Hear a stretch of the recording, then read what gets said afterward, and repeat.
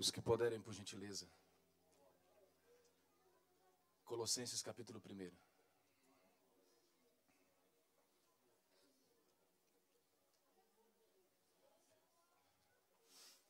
Do versículo 13 até o versículo de número 20. Aleluia. Os irmãos perceberam que durante estes 3 meses nós estamos estudando acerca de salvação e reino. E o tema proposto para nós este ano foi o ano da manifestação do reino. E nos outros 2 domingos que eu ministrei, nós lemos Êxodo capítulo 16, do versículo 35, 34 e 35. Mas hoje nós estaremos lendo Colossenses capítulo 1. Porque eu preciso falar a todos vocês. E hoje eu gostaria excessivamente de abordar o tema que Deus colocou no meu coração, que é sobre Cristo, a redenção universal de Cristo. E Deus, Ele me conduziu para este texto. E eu gostaria que você redobrasse sua atenção, porque hoje, e repito mais uma vez, hoje será o dia de nós chocarmos os ouvidos teológicos. Amém? Versículo 13 diz-nos assim: Ele nos tirou da potestade das trevas e nos transportou para o reino do Filho do seu amor. Diga assim: libertação e transferência, em quem temos a redenção pelo seu sangue, a saber, a remissão dos pecados, o qual é a imagem do Deus invisível, o primogênito de toda a criação. Porque nele foram criadas todas as coisas que há nos céus e há na terra, visíveis e invisíveis, sejam tronos, sejam dominações, sejam principados, sejam potestades. Tudo foi criado por Ele e para Ele. Ele é antes de todas as coisas e todas as coisas subsistem por Ele. Ele é a cabeça do corpo da igreja. É o princípio e o primogênito dentre os mortos, para que em tudo tenha a preeminência.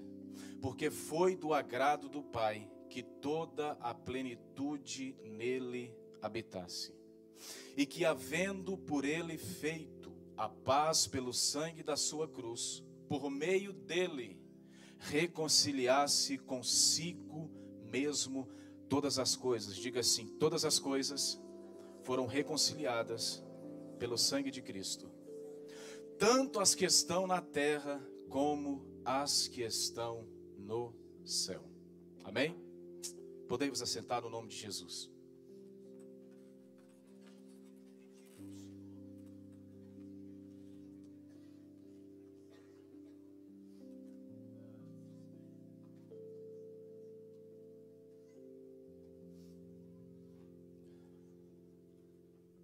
Meus irmãos,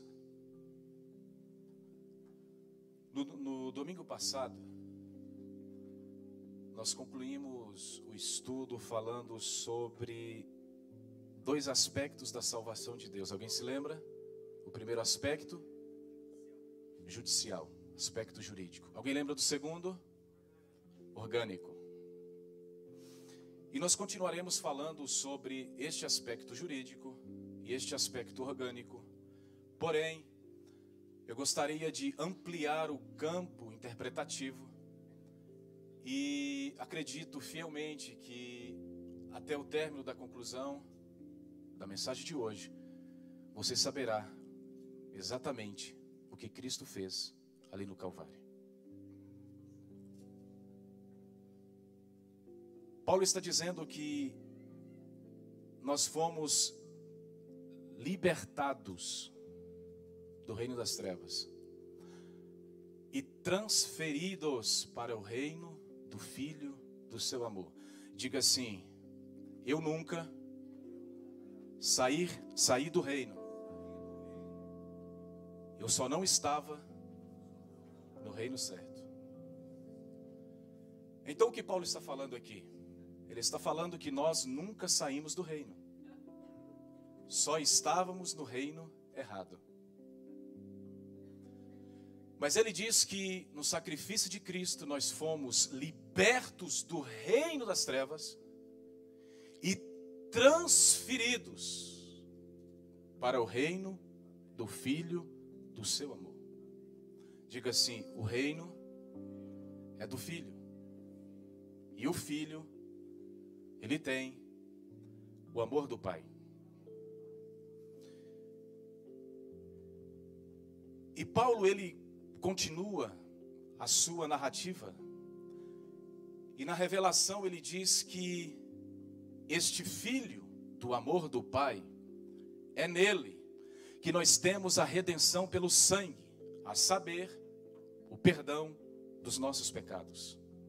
E ele diz que este Filho do amor do Pai, ele é a imagem do Deus invisível. Ou seja, a essência da divindade, a substância da divindade estava expressa não no aspecto físico de Cristo, mas no aspecto interior de Cristo. E ele diz que nele foram criadas todas as coisas. Todas as coisas foram criadas nele. Todas as coisas que estão nos céus e na terra, visíveis e invisíveis, sejam tronos, sejam dominações, sejam principados, potestades, tudo foi criado por ele, e ele é antes de todas as coisas, e todas as coisas subsistem por ele. Paulo diz que ele é o cabeça do corpo da igreja. Paulo também diz que ele é a preeminência de todas as coisas.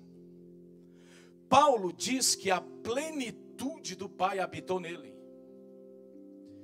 Aí Paulo conclui no versículo 20 dizendo: porque em Cristo, pelo sangue da sua cruz, por meio dele, reconciliou consigo todas as coisas que estão na terra e as que estão nos céus. Domingo passado nós falamos acerca do aspecto jurídico e do aspecto orgânico. E o sangue de Cristo derramado no madeiro, ele reconciliou todas as coisas que estão na terra e as que estão nos céus. Porque com a queda de Lúcifer, o universo foi abalado. Isso é o mundo espiritual, as coisas invisíveis, que Paulo está descrevendo.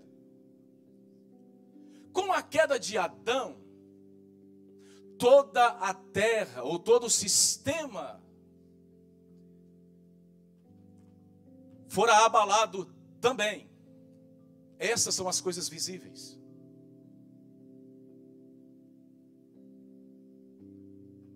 Porque no capítulo 3,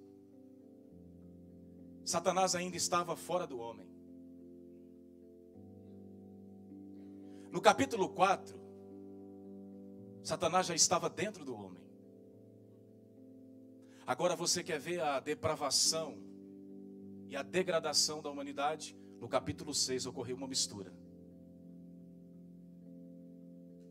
Essa mistura foi do mundo espiritual com o mundo físico.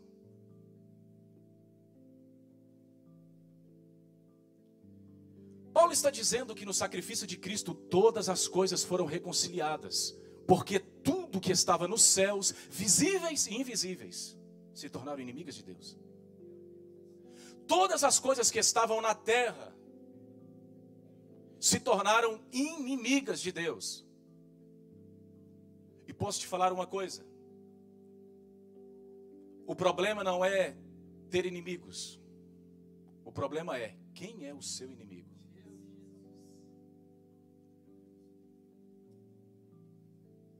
Porque inimigos, às vezes nós temos, e nós adquirimos estes inimigos de forma gratuita. Nós nem sabemos que eles existem, mas eles estão lá. E por incrível que pareça, existem uns que se assentam do nosso lado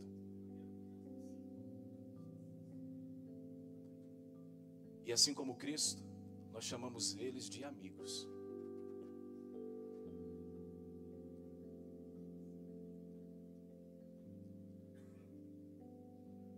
Mas Paulo está dizendo que o sangue de Cristo, ele nos reconciliou. Ele tem o poder de nos tornar novamente amigos de Deus. Este é o poder do sangue de Cristo. Porque o sangue de Cristo nos une. Ele nos une com Deus. E nos une entre nós mesmos. Logo, crente que gosta de confusão, barraqueiro, contendeiro, ele só precisa de uma coisa, só do sangue. Porque se ele entender o valor do sangue, quando ele olhar para você, ele não vai te enxergar com os olhos de inimizade. Porque ele vai entender que o sangue, ele já derribou este muro de separação.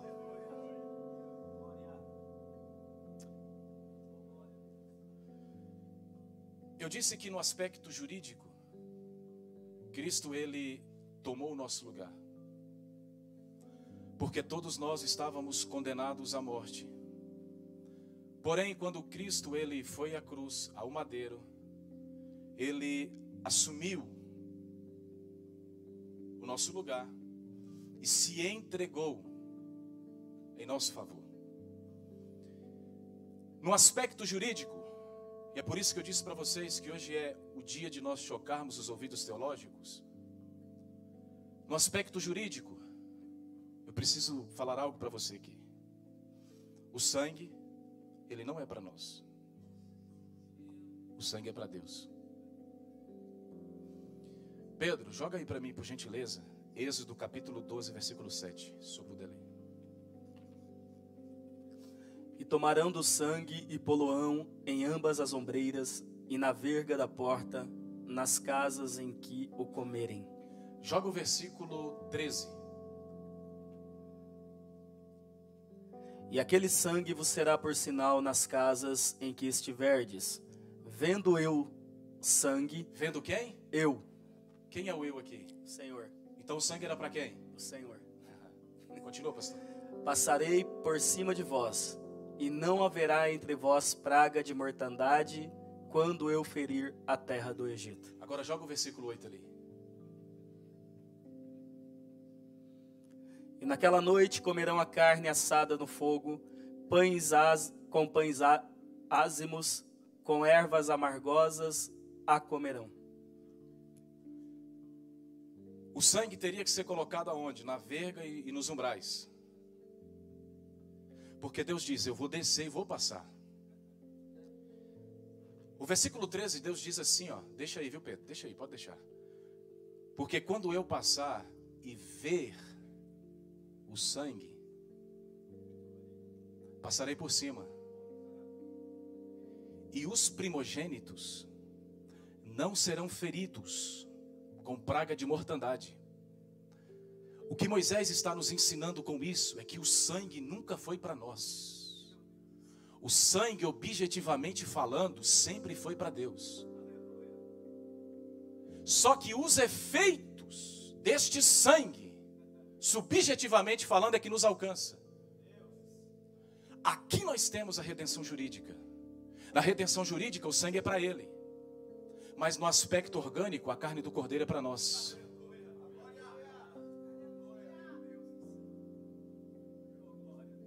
Joga aí Levítico capítulo 16, versículo 14 e 15. E tomará do sangue do novilho e com o seu dedo aspergirá sobre a face do propiciatório, para o lado oriental, e perante o propiciatório aspergirá 7 vezes do sangue com o seu dedo. 15. Depois degolará o bode da expiação, que será pelo povo, e trará o seu sangue para dentro do véu, e fará com o seu sangue como fez com o sangue do novilho, e o aspergerá sobre o propiciatório e perante a face do propiciatório. O sangue teria que ser conduzido para onde? Para dentro do véu. Quem é que estava lá dentro do véu? Diga o Senhor, esperando o sangue. Então o sumo sacerdote, ele teria que levar o sangue do sacrifício para dentro do santuário, para o lugar santíssimo. Porque o lugar onde Deus se encontra conosco, Juan, não é no altar do sacrifício, é sobre a tampa do propiciatório. É por isso que Cristo é a nossa propiciação. Ele é o nosso propiciatório. Porque Deus só se encontra conosco em Cristo. Deus só se move em Cristo. Deus só opera em Cristo. Deus só age em Cristo. Se você não estiver no propiciatório, Deus não se revela na sua vida. Joga aí Gênesis 3, 21. É estudo, tá, irmãos? E fez o Senhor Deus a Adão e a sua mulher túnicas de pele e os vestiu. E fez o Senhor Deus a Adão e a sua mulher túnicas de peles e os vestiu. Cadê o sangue aí? Cadê o sangue, varão? Por que que as peles do cordeiro foi para Adão e Eva e o sangue não? Porque o sangue é para Deus, irmãos. Aqui você tem um aspecto jurídico e orgânico também. Então sabe o que Deus está fazendo conosco aqui? Deus está nos vestindo de pele de cordeiro. Irmãos, existem alguns teólogos que defendem que neste dia aqui Deus sacrificou vários animais para vesti-los. Eu discordo, porque é apenas um cordeiro, com seu sacrifício, é capaz de revestir toda a humanidade. Você crê na suficiência do Calvário, sim ou não? Então por que os homens querem contribuir para a salvação de Deus? Dizendo, eu sou salvo pelas minhas obras e pelos meus méritos. Um cordeiro, irmãos, é capaz de vestir toda a humanidade. O único cordeiro.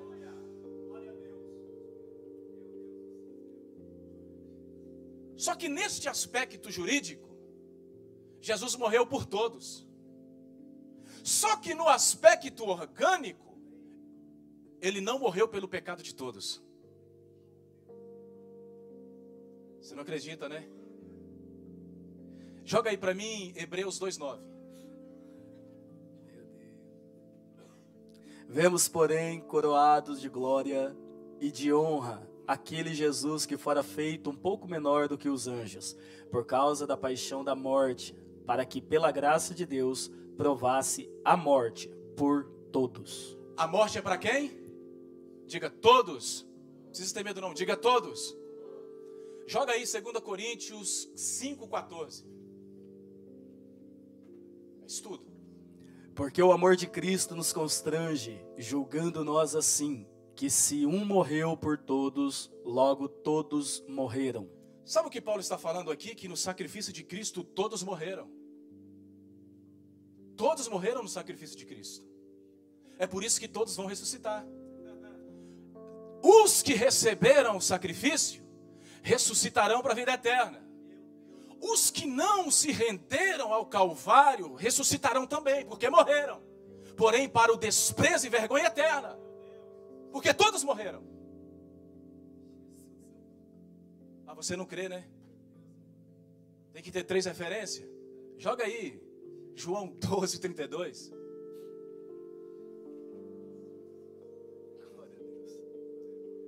Meu Deus. E eu, quando for levantado da terra, todos atrairei a mim. Olha o poder de sucção que tem o Calvário. Você não tem, irmãos? Jesus está falando que quando eu for levantado na cruz, eu atrairei a todos. Essa aqui é a redenção universal de Cristo. Sabe por quê? Porque na redenção, o Calvário se tornou o epicentro do universo. Você tem que entender isso. Então o centro do universo está representado na redenção de Cristo. Então não caia neste conto, dessa teologia coach que diz que você é o centro. Nós nunca fomos o centro. Aliás, joga aí para mim Efésios 1, 3 e 4. Você vai entender agora o que é o centro. Você vai entender agora. Bendito Deus e Pai de nosso Senhor Jesus Cristo, o qual nos abençoou com todas as bênçãos espirituais nos lugares celestiais em Cristo. Olha o 4. Como também nos elegeu nele, antes da fundação do mundo, para que fôssemos santos e irrepreensíveis diante dele em amor. Como também nos elegeu nele. Nós somos eleitos em quem? Diga assim, Cristo. Porque sem Cristo nós não somos a escolha de Deus. Entenda isso, por favor. Nós só somos aceitos graças a Cristo.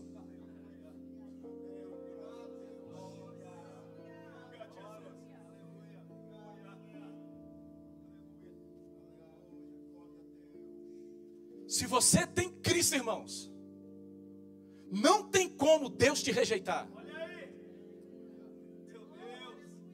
Não, você não entendeu.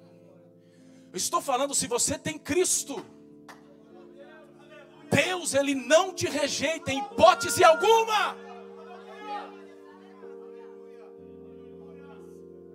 Você é cheio de falha, você é todo debilitado. E mesmo assim, quando Deus olha para você, Ele vê o bendito Filho dentro de você. Ele diz, é falho, é limitado, mas foi eleito no meu Filho, foi eleito.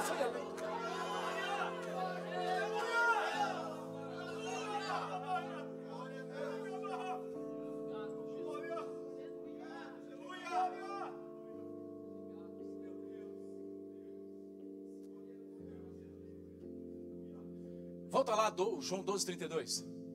Preciso falar algo para vocês aqui. E eu, quando for levantado da terra, atrairei, todos atrairei a mim.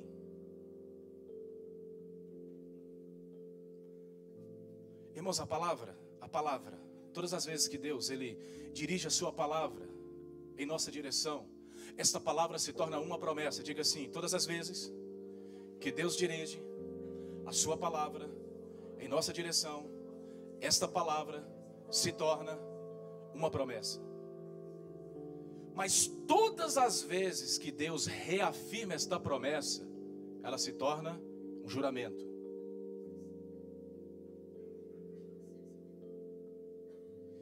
E consequentemente, este juramento torna-se uma aliança. Pedro, joga aí para mim Êxodo 6:8. Estudo, tá, irmãos? E eu vos levarei à terra, acerca da qual levantei minha mão, jurando que a daria a Abraão, a Isaque e a Jacó, e vou-la darei por herança, eu, o Senhor. O que Deus está falando para Moisés aqui? Moisés, quando eu fiz a promessa a Abraão, a Isaque e a Jacó, em forma de juramento, eu levantei a minha mão. E esse juramento se tornou uma promessa. É Deus que está falando, tá, irmãos? Não é eu, não. Deus disse, levantei a minha mão. Porque como Deus não tem ninguém maior do que Ele para jurar, Ele jura por si mesmo. Então Ele levanta a sua mão. Só que em Cristo, Ele não levantou só a mão. Quando o Filho do Homem for levantado da terra, todos atrairei a mim. A aliança que Deus estava fazendo com a humanidade ali no Calvário, Ele não levantou apenas a mão. Ele levantou, foi o corpo inteiro do seu Filho que foi cravado ali na cruz. Essa é a aliança perfeita.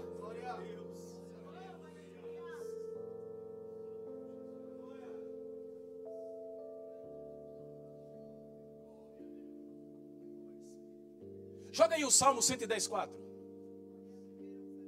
Aí você quer ver Deus de novo levantando a mão? Jurou o Senhor, Jurou. E não se arrependerá.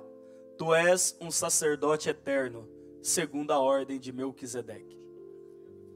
Jurou o Senhor e não se arrependerá. O que Deus fez aqui? O que Deus fez? Ele levantou a mão.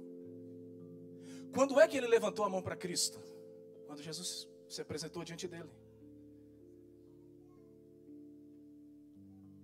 Estou falando da ascensão de Cristo. Quando Jesus subiu para apresentar o sacrifício, irmãos, o Pai levantou a mão e disse: o teu sacerdócio é segundo a ordem de Melquisedeque. O Pai está fazendo uma aliança com o Filho na entrega do sacrifício. Você quer ver ele entregando o sacrifício? Eu vou deixar para a imersão de Apocalipse. É porque ele tem, irmão. Está com ele, pode? É Apocalipse 5, irmãos. Ali ele está entregando o sacrifício. É por isso que João veio ele em pé. Ele nem assentado estava ainda. Você quer ler? Não, deixa. Deixa para a imersão, irmãos. Tá vendo? Você vai perder. Você não quis? É por isso que João diz assim: eu olhei e vi um cordeiro recém-imolado. Ele tinha acabado de chegar. Lembra lá de Atos 1, quando ele foi assunto aos céus? A nuvem o encobriu. Sim ou não? O que João está vendo é o além das nuvens.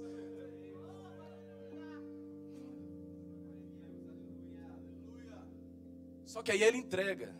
Deus faz o juramento. Aí quando Deus faz o juramento, ele pode agora pegar o livro. Mas eu vou deixar para a imersão também. Jesus morreu por todos, sim ou não? Mas diga assim: mas ele não morreu pelos pecados de todos. Vamos lá? Mateus 26, 28.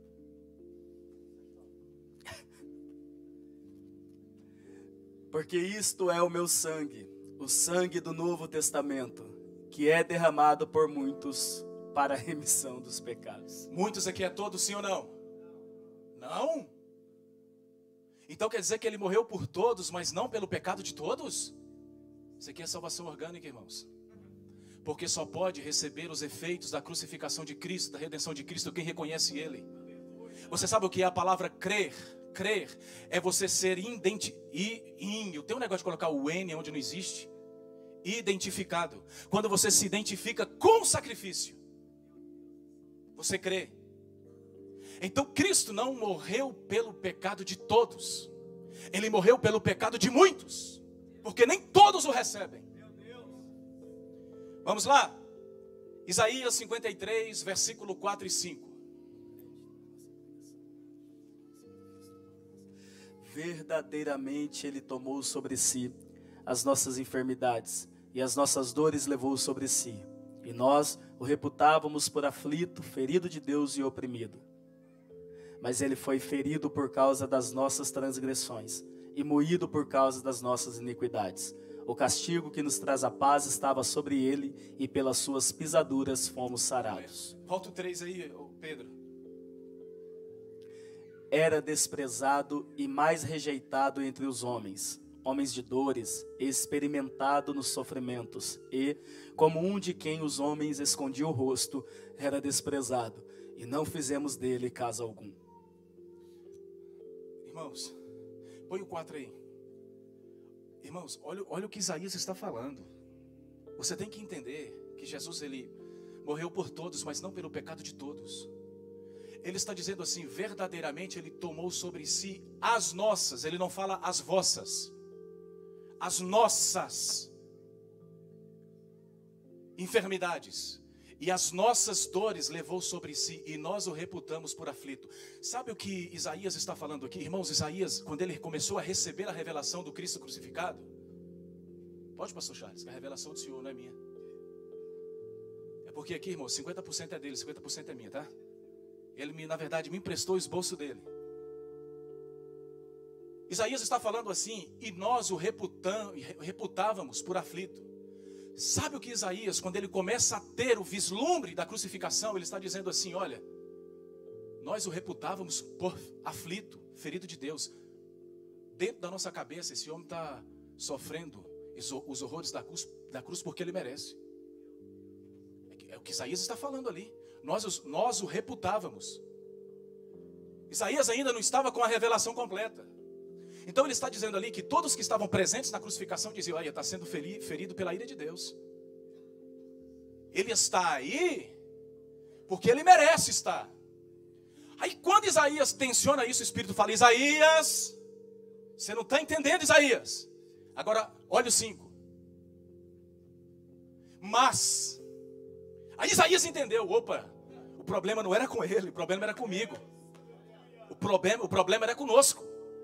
Ele foi ferido, não por causa que ele merecia, mas foi por causa das nossas transgressões. E moído por causa das nossas iniquidades. As nossas, não vossas. Ah, você não quer ouvir isso aqui não, moço? Vai lá. 1 Pedro 2,24.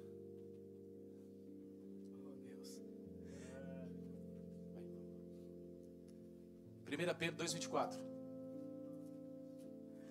Levando ele mesmo em seu corpo os nossos pecados sobre o madeiro, para que, mortos para os pecados, pudéssemos viver para a justiça, e pelas suas feridas fostes sarados.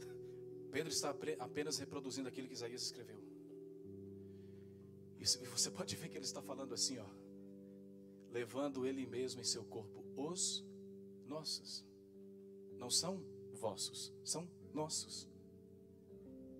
Você quer ver outro texto? Hebreus 9:28. Assim também Cristo, oferecendo-se uma vez para levar os pecados de muitos, aparecerá a segunda vez sem pecado aos que o esperam para salvação. Jesus levou os pecados de todos? De muitos. Diga assim: Jesus, ele morreu por todos, mas não pelo pecado de todos. Não sei se você entende isso, irmãos. Versículo 20. E eu vou caminhar para encerrar. Havendo feito a paz pelo sangue da sua cruz, por meio dele, reconciliar-se consigo mesmo todas as coisas, tanto as que estão na terra, como as que estão nos céus. Pedro, João 3,16.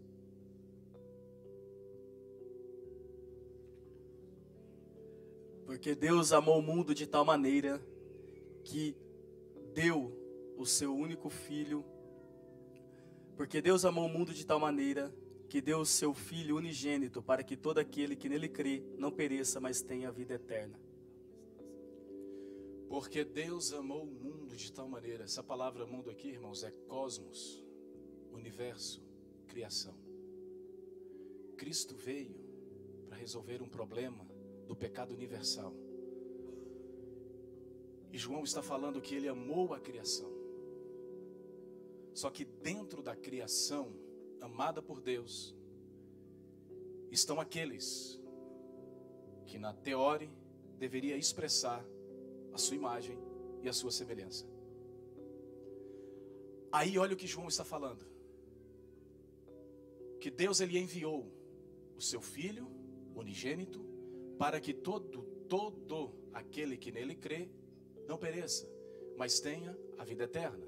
Versículo 17, Pedro.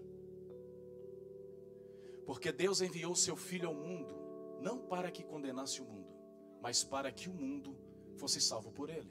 Versículo 18, Pedro. Quem crer nele não é condenado, mas quem não crê já está condenado, porquanto não crê no nome do unigênito Filho de Deus.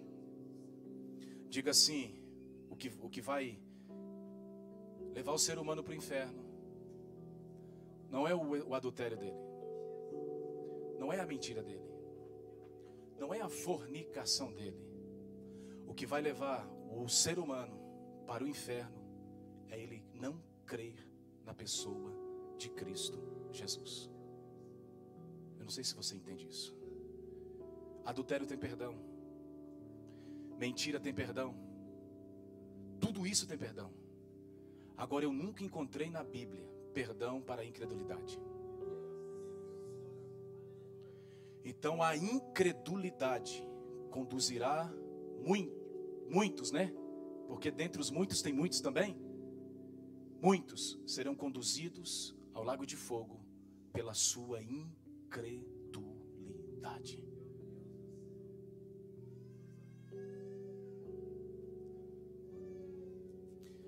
Serei objetivo e rápido, porque eu preciso concluir. Gênesis 6. Os irmãos me dão aí 15 minutos? 15 minutos? Então todo mundo olha para o pastor. Fala assim: pastor, dá 15 minutinhos para ele.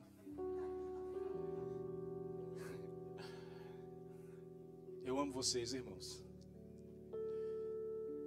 É porque eu preciso encerrar hoje, irmãos. Jesus, ele reconciliou todas as coisas. As que estão na terra e as que estão nos céus. Isso é redenção universal. Tudo. Paulo diz aos Efésios que foi preenchido por ele. Todas as coisas. Não existe nenhum espaço em todo o universo, e alguns acreditam que ele ainda está em expansão, que a redenção de Cristo não alcance. Pelo contrário, o universo que está em expansão, quanto mais ele se expandir, todas as vezes que ele chegar no seu limite da expansão, estabelecida por Deus, a redenção já estará lá. Você entendeu? O alcance da redenção de Cristo, ele transcende todas as coisas, todas, visíveis e invisíveis. E você quer ver a redenção de Cristo na Arca de Noé? Você quer ver?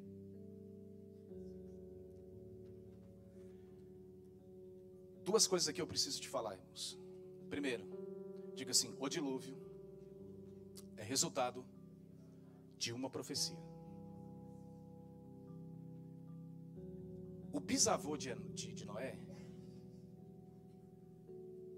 Enoque, a Bíblia diz que era Enoque da idade de 65 anos e gerou um filho. Seu nome, Metusalém. Você sabe o que significa o nome Metusalém? O nome Metusalém significa assim: quando ele morrer, será enviado. Então diga assim: o dia que Metusalém nasceu, Enoque recebeu a revelação do dilúvio. Sabe por quê? Porque o dilúvio, ele veio exatamente depois que Metusalém morreu. Não sei se você entendeu. Metusalém, ele é na verdade uma profecia. O que Deus está tensionando conosco nesta manhã é que você seja uma profecia.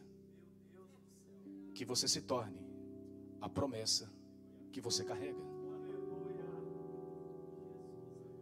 Você é resultado de uma profecia. Por isso você é uma profecia.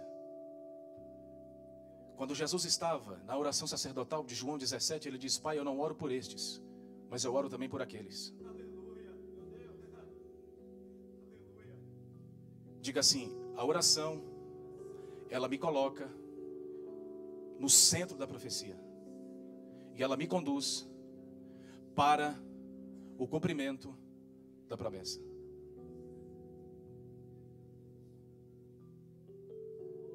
Então o dilúvio veio anos mais tarde, só depois que Metusalém morreu.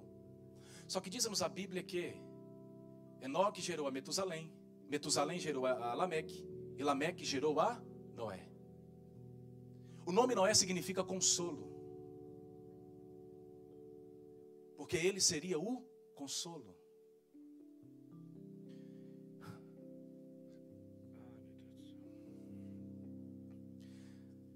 Deus, ele disse: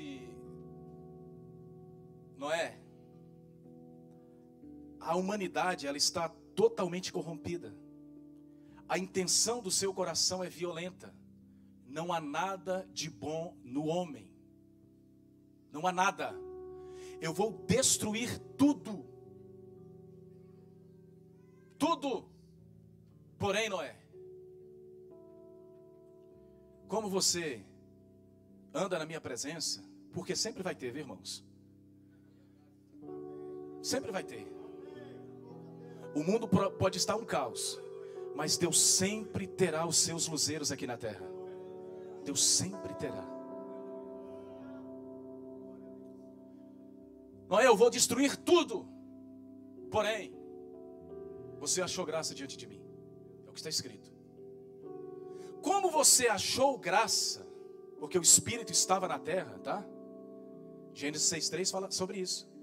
Não contenderá mais o meu espírito com o homem. Sabe o que significa essa palavra contenderá aqui? Eu não vou ficar insistindo, porque meu espírito está pairando e ninguém está dando atenção para ele. Era o que ele fazia lá em Gênesis 1:2. O que diz lá? No princípio criou Deus os céus e a terra, versículo 1, né? Só que o versículo 2 diz assim: e a terra era sem forma e vazia, e havia trevas sobre a face do abismo, e o Espírito pairava sobre a face das águas. Se o ambiente era de morte, se tudo estava destinado à obscuridade, ao abismo, o que o Espírito estava fazendo lá?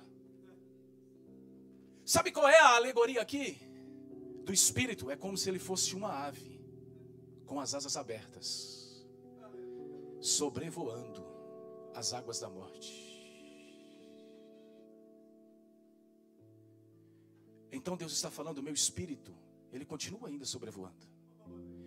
E ele encontrou Noé.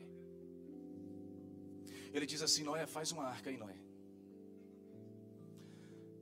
Noé, essa arca, ela terá 300 côvados de comprimento, 50 de largura, 30 de altura. Ou seja, aproximadamente, tá? Aproximado. 150 metros de comprimento, 25 metros de largura e 15 metros, aproximado, de altura. Esta arca, ela tinha 3 divisões. Quantas divisões? 3 níveis. O primeiro, o segundo e o terceiro. Deus, ele disse: Noé, você vai fazer 2 coisas nessa arca. Você vai colocar uma porta lateral, tem que ser na lateral, né, irmãos? E uma janela no terceiro nível. Noé, o dilúvio virá. Porém, Noé, você vai entrar com a sua família, mas a minha salvação, a minha redenção, ela também alcançará os animais. Não sei se você entendeu. Paulo disse que em Cristo, pelo seu sangue, Deus reconciliou todas as coisas que estão na terra e nos céus. Então a redenção de Cristo, na sua redenção, até o totó foi redimido. Alguém aqui tem cachorro que chama totó? Levanta a mão aí, irmão. Confessa agora.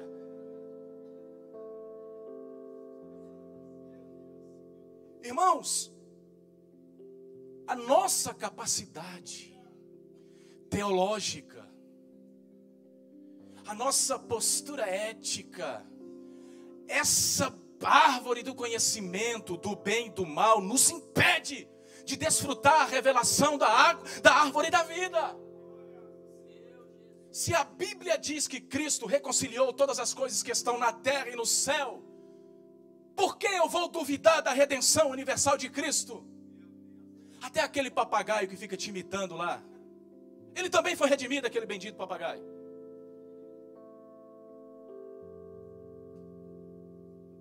Diga assim, Hebreus 11:7 fala que, não precisa jogar não, Pedro.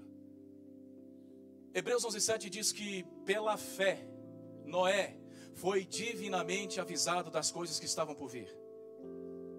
Pela fé, ele foi divinamente avisado. Diga assim, a fé, ela tem o poder de trazer o futuro para o meu presente. O dilúvio não era realidade para ninguém na época de Noé. Porém, para Noé, ele já era uma realidade. É isso que nós estamos estudando. Porque o ano da manifestação do reino Foi dito já aqui pelo nosso pastor. O reino, ele possui 3 aspectos. O reino ele é aparência, realidade e manifestação. Porém, a manifestação que ocorrerá só no milênio, pela fé, ela já é realidade na vida da igreja. Então não espere o milênio chegar para você desfrutar dele. Comece a desfrutá-lo todos os dias que você levanta. Segunda, terça, quarta, quinta, sexta, sábado.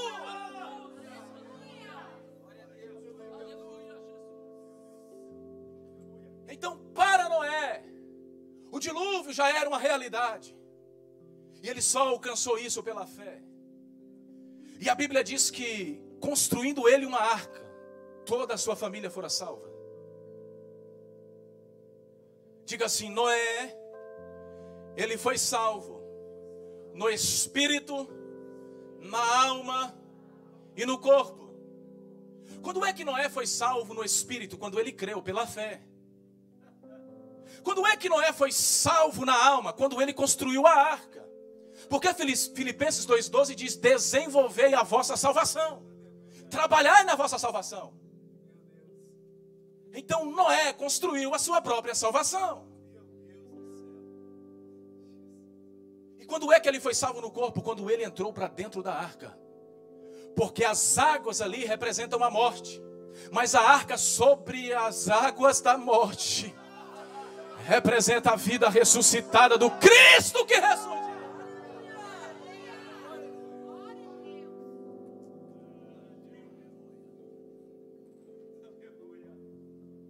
Júlia, essa arca ela teria que ser betumada por dentro e por fora. E a palavra betume, ela vem da mesma raiz hebraica para expiação. Aonde que a expiação ocorria? No propiciatório. Então, quando Deus olhava de cima para baixo, o que Deus via flutuando sobre as águas não era uma embarcação de madeira, não era um barquinho à deriva, não. O que Deus via era um grande propiciatório, onde Cristo redime toda a humanidade.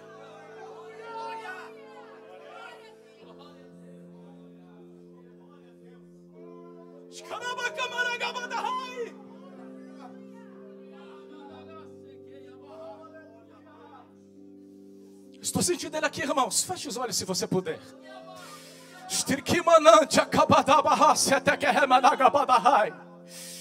Deus está te livrando do dilúvio da morte nesta manhã.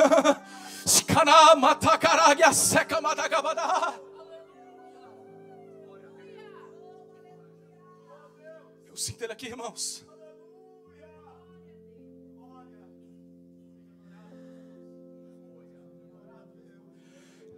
Aleluia. Diga assim: a arca, ela tinha uma porta e uma única janela. João 10,9, Jesus fala assim: eu sou, porque existe só uma única.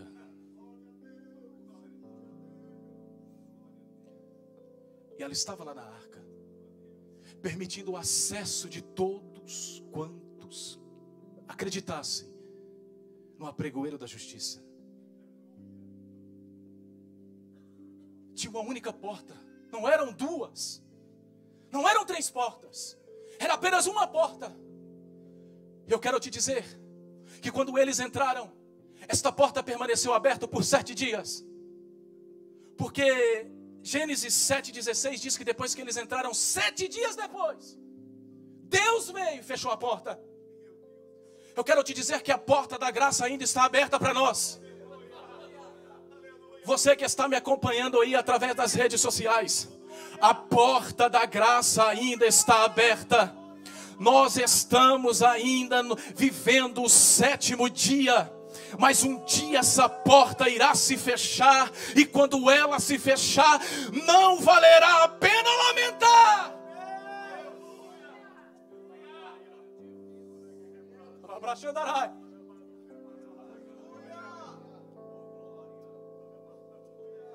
Pela porta eles acessavam a arca, mas havia uma janela nesta arca.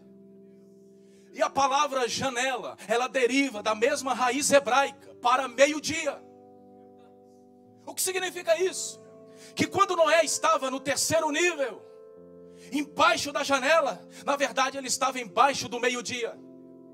Por quê? Porque o meio-dia é o horário que o sol brilha com mais força no Oriente.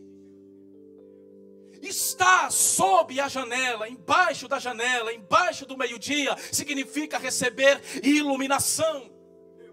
E a quantidade de luz que você recebe determina em qual nível que você está dentro da arca.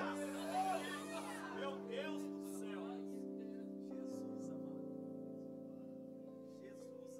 Só você que está na arca. Olha para o seu irmão que está do lado e diga: em qual nível você está, irmão? Você está no primeiro? Você está no segundo? Ou você está no terceiro?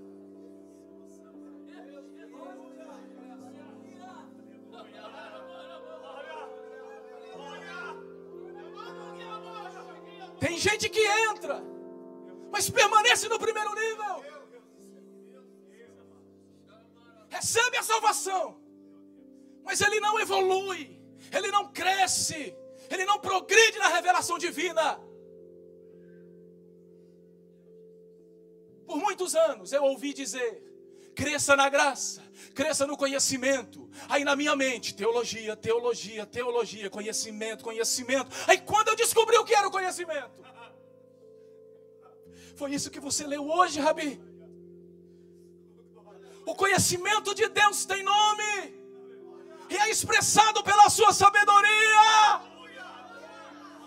Deus tem uma única sabedoria. E a sabedoria de Deus é Cristo.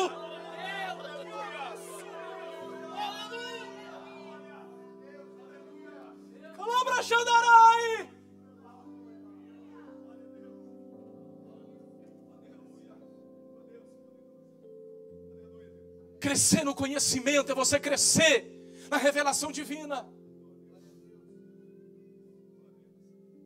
E conhecereis a verdade, e a verdade vos libertará. Cresça no conhecimento de Deus. O conhecimento de Deus é Cristo. Cresça nele. Cresça nele.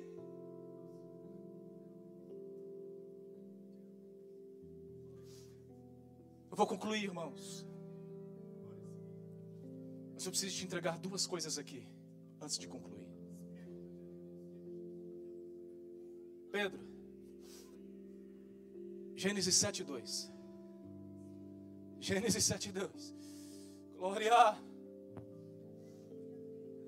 De todos os animais limpos tomarás para ti 7 e 7, o macho e sua fêmea. Mas dos animais que não são limpos, 2, o macho e sua fêmea. Os irmãos me permitem usar um termo alegórico? Amém? Vocês sabem o que é alegoria?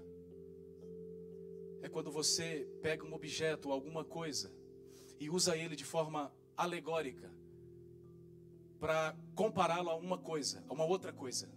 Isso é alegoria. Dentro da arca, você tem o pastor Noé. E você tem animais limpos, puros e impuros. Sim ou não? Sim ou não? Alegoricamente falando, você sabe quem são esses animais puros e impuros? Se você não sabe, diga assim: esses animais puros e impuros, dentro da arca, alegoricamente falando, representam a totalidade dos salvos. Eric, sabe qual é o nosso problema? É que eu sou tão perfeito, tão perfeito, tão perfeito, tão limpo, tão puro, que eu não consigo conviver com os impuros dentro da arca. Aí por eu ser santo demais, porque as pessoas não sabem o que é santidade. Você quer ver o que é santidade? 1 Coríntios 1:30. Você vai ver o que é santidade. Mas vós sois dele, em Jesus Cristo, o qual para nós foi feito por Deus sabedoria e justiça e santificação e redenção. Não existe santidade em nós se Cristo não estiver dentro de você. Cristo é a nossa santidade.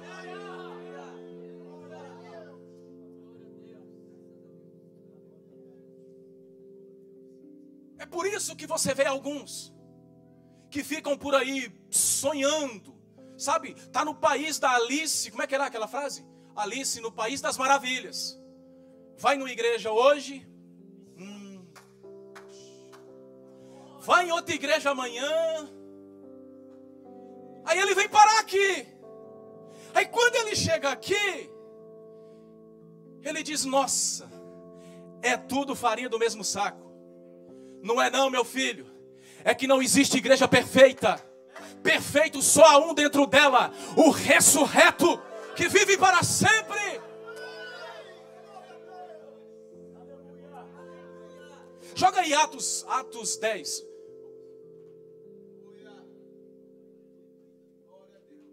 Vamos lá, Atos 10. Bom, vai pegar aqui. E tendo fome quis comer. E enquanto lhes preparavam, sobreveio-lhe um arrebatamento de sentidos. Leia o 11, pastor. E viu o céu aberto, e que descia a ele um vaso, como se fosse um grande lençol, atado pelas 4 pontas e vindo para a terra. Segura aí, a gente vai até o 16. Segura aí. Quem é que está com fome aqui no 10? Diga: Pedro. Deus desceu para saciar a fome dele. Porque o versículo 11 diz assim: e viu o céu aberto e que descia a ele um vaso. Nunca foi um lençol. Um vaso semelhante a um lençol, atado por 4 pontas e vindo para a terra. Pedro está com fome. Deus desce para saciar ele. Só que ele não entende que nem sempre Deus vai suprir a necessidade do meu jeito. Porque tem gente pedindo casa e Deus está querendo dar outra coisa. Você está entendendo? Tem gente que vem de transporte e fala: Deus, me dê um carro. Mas Deus sabe que o dia que Ele te der esse carro, você não passa nem perto aqui, irmãos. Você prefere ir lá para a Torre Eiffel. Ficar postando fotinho dizendo: olha, Paris top. Ah, é? E a realidade de segunda a sexta? Você não mostra. Pega, né? Dias atrás um mandou uma mensagem para mim: varão, você está na França, em Paris. Eu falei: é mesmo, irmão? Podia ir, irmão, abrir o caminho aí. Eu falei: irmãos, oh meu Deus. Falei: filho, você está trabalhando aí? Tô. Falei: então fica quieto, que é melhor para você. Pedro está com fome, Deus desce para saciá-lo. Aí olha o versículo 3, vai lá, Pedro. 13, perdão. E foi-lhe dirigida uma voz: levanta-te, Pedro, mata e come. Olha o 4. Mas Pedro disse: de modo nenhum, Senhor, porque nunca comi coisa alguma comum e imunda. Amém. Um vaso desceu cheio de animais impuros. Cheio de animais impuros. E Deus disse: Pedro, você está com fome, não está? Mata e come. Aí o Pedrão: de maneira nenhuma, Senhor, porque eu nunca comi nada comum e impuro. Aí Deus repreende ele, a Pedro diz assim: não digas que é comum e impuro aquilo que eu já santifiquei. Você quer ouvir sim ou não? Você quer? Quem foi que desceu dentro desse vaso aqui? Diga assim: a casa de Cornélio. Foi a casa de Cornélio que desceu deste vaso. Aí Pedro olhou para a casa de Cornélio e falou: casa comum, casa impura, não me misturo. É porque tem gente, pastor, que ele é tão especial que para ele todo mundo é comum. Tem gente que só a mensagem dele que é a top, das galáxias. Se ele não pregar, não vira. Se ele não cantar, não acontece. Se ele não tocar, o ministério não flui, o ministério não rompe. Querido, você é tão especial, que os santificados estavam dentro do vaso e os impuros estavam fora. Meu Deus do céu.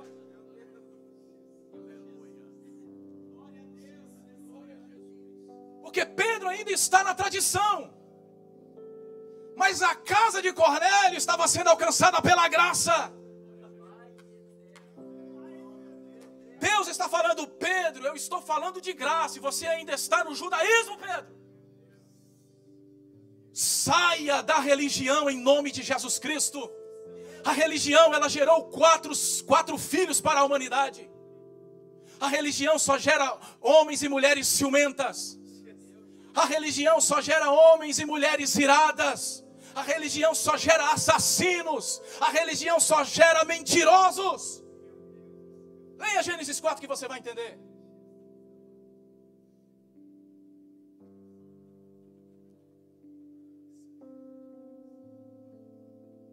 Pedro disse: Senhor, é comum demais para mim.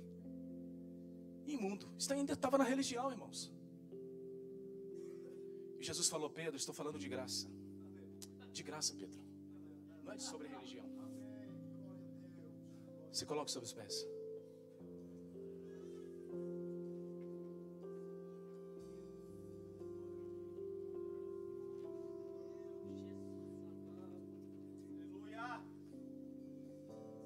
Durante 40 dias, o dilúvio veio sobre a terra. 40 dias. As janelas do céu se abriram. Todas as fontes do abismo se romperam. E Deus inundou a terra. 40 dias. Noé, seus 3 filhos, sua esposa e suas 3 noras estiveram ali contemplando aquele dilúvio.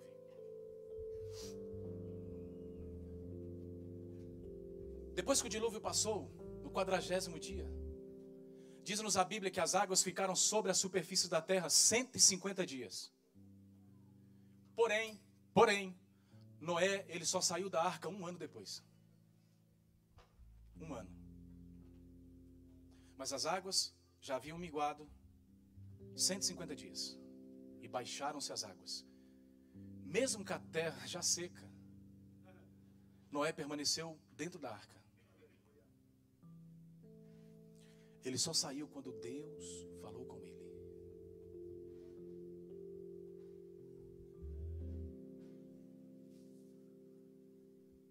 Então eu não sei, porque tem alguns que querem sair antes do tempo, né? Se você sair antes do tempo, você se afoga. Calma. Pisa no freio. Controla suas emoções e sua ansiedade. Você vai pisar em porção seca ainda. Calma. Calma. Só que aí, Noé, ele faz uma coisa. Gênesis 8, ele diz assim, olha. Versículo 7. Joga lá, Pedro. Gênesis 8, 7. Eu vou ler, pastor. E soltou um corvo, que saía indo e voltando, até que as águas se secaram de sobre a terra. O contexto aqui, põe o 9 aí, põe o 9. Não, põe o 8. Eu falei 7? 8, põe o 8, por gentileza. Depois soltou uma pomba, para ver se as águas tinham minguado de sobre a face da terra. Põe o 9. A pomba, porém, não achou repouso para a planta do seu pé e voltou a ele para dentro da arca, para a arca, porque as águas estavam sobre a face de toda a terra, e ele estendeu a sua mão e tomou-a e recolheu-a consigo na arca. Quantas aves aqui Noé, ele soltou? 2. Posso usar uma linguagem alegórica novamente? Essas 2 aves, elas representam a totalidade das oportunidades dentro da igreja. O corvo teve oportunidade, o pombo também teve. Só que a descrição bíblica o corvo, ele ia e voltava. Em momento algum no texto você vai ler que ele voltava para dentro da arca. Ele ficava só por cima. Noé, ele até estendia as mãos, porque está escrito. Mas ele não quis voltar. Quem foi que alimentou aquele corvo durante 1 ano dentro da arca? Quem? Não precisa ter medo não, irmãos. Noé. O ano inteirinho. Noé olhava para aquele corvo. Tá com fome, né, bichão?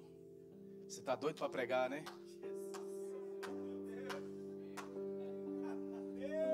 Quer cantar, né, filha? Ah, você quer reger, né? Tá de olho na RBD, né? Eu sei que você tá, eu sei. É, filho. Então vou te dar uma oportunidade, tá? Aproveita ela, tá bom? Desperdiça não. Irmãos, Noé, ele alimentava ela, este corvo, todos os dias. Todos os dias, todos os dias. Mas na primeira oportunidade que o pastor Noé deu para ele, Noé soltou. O corvo ia e voltava. Ia e voltava. A terra havia sido purificada pelas águas do dilúvio. Imagine a carnificina quando as águas baixaram, 150 dias depois. Imagina a quantidade de cadáveres. Imagina agora na sua mente os corpos putreficados, restos mortais dos corpos sobre a superfície da terra. Sabe por que o corvo não voltava para dentro da arca? É porque se ele voltasse para dentro da arca, Noé ia ver que o que ele trazia no seu bico era só carne podre. Ele não tinha mais nada para oferecer.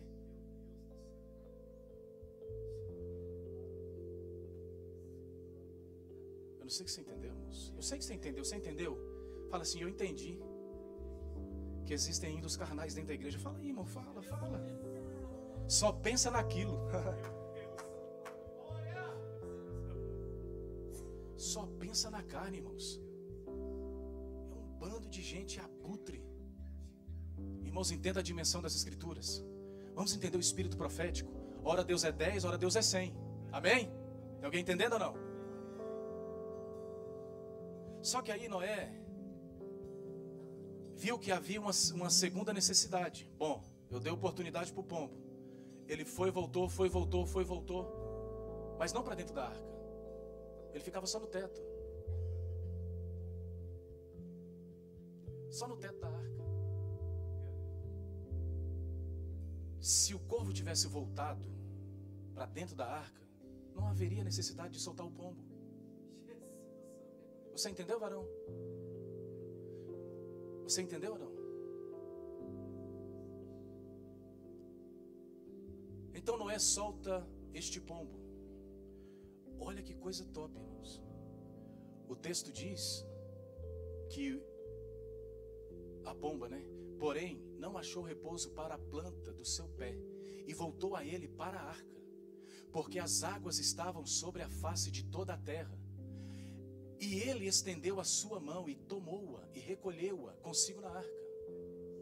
Sabe, irmãos, esta pomba aqui, ela representa aqueles que se submetem. Se elas se submetem, logo elas estão no reino.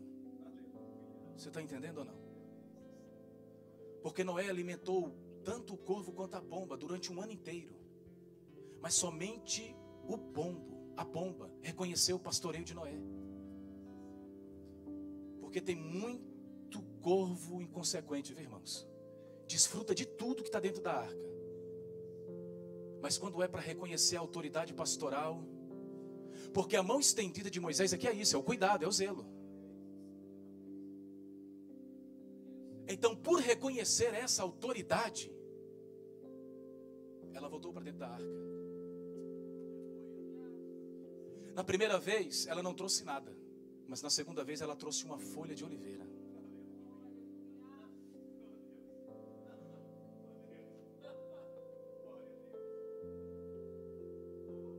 Júlio, como é que é o pregador da internet lá, o Raí Carmelo? Só para nós dois aqui.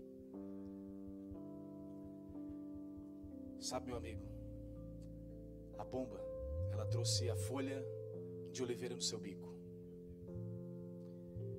Porque ela representa a igreja que traz na sua boca a mensagem da esperança.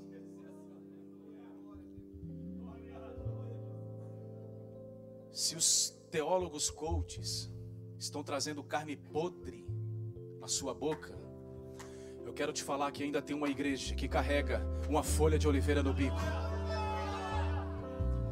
Eu quero te falar que ainda há esperança, Eric, para a nossa geração. Se muitos estão deturpando o evangelho, se muitos estão saqueando, sabe, o bolso dos irmãos, se muitos estão tosando a pele das ovelhas, eu quero te dizer que nesta igreja, o que nós carregamos é a palavra do Cristo ressurreto na nossa boca. O nosso coração está cheio dele, é por isso.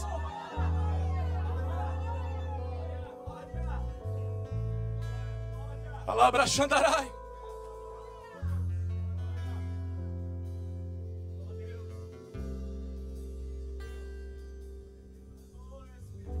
Que tipo de mensagem nós estamos carregando? Que tipo de alimento nós estamos oferecendo aos nossos irmãos? Aleluia. Irmãos, eu vou encerrar. Agora sim. Mas eu gostaria que você fechasse os olhos.